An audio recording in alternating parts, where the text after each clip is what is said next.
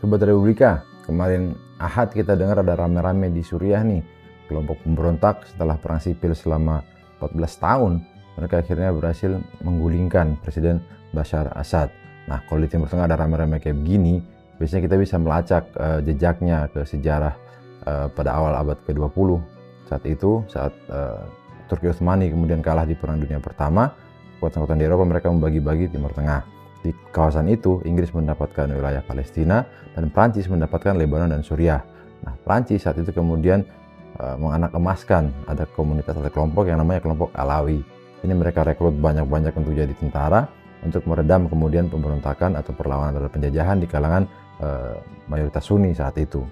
Nah, karena kemudian komunitas Alawi ini banyak yang jadi tentara, mereka juga lebih terdidik. Pada akhirnya mereka kemudian saat terjadi kemerdekaan Suriah, mereka juga berhasil akhirnya duduk di militer dan kemudian melakukan kudeta pada 1970. Saat itu kemudian ada seorang bernama Hafez al-Assad. Dia kemudian memimpin partai Ba'ath dan melakukan pemberontakan dan berhasil mengkudeta. Hafez al-Assad saat ini dia melakukan pemerintahan yang tangan besi. Dia banyak membungkam suara-suara yang menentang pemerintahannya. Pada tahun 2000 saat dia meninggal kemudian digantikan oleh anaknya Bashar al-Assad. Bashar al-Assad juga pertamanya dilihat sebagai tokoh yang progresif lah. Alawi juga sudah mulai cenderung ke Islam yang lebih arus utama, tapi kemudian ternyata sama saja dengan bapaknya juga melakukan banyak sekali pelanggaran-pelanggaran HAM.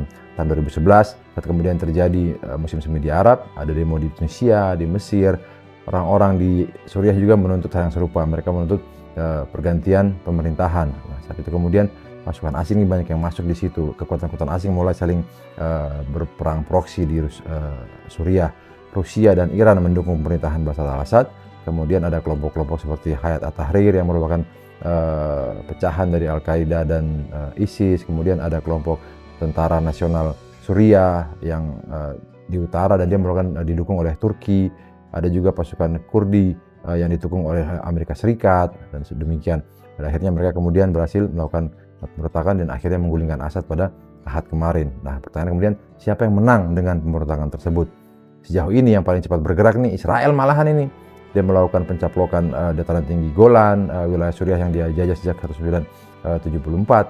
Dia bilang karena Assad sudah turun, udah nggak berlaku lagi perjanjian perbatasan. Mereka kemudian berusaha menegaskan kekuasaan di situ. Mereka juga melakukan pemboman habis-habisan ini.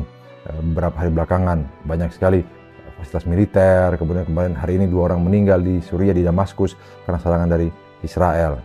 Nah, intinya Suriah hanya bisa damai jika kekuatan-kekuatan asing ini tak lagi melakukan perang proksi di Suriah. Bagaimanapun yang terjadi ke depan, pemenangnya seharusnya adalah warga Suriah, masyarakat Suriah. Mereka harus bisa membentuk pemerintahan yang adil dan inklusif buat semuanya. Saya Fitran Jamjami. Assalamualaikum warahmatullahi wabarakatuh.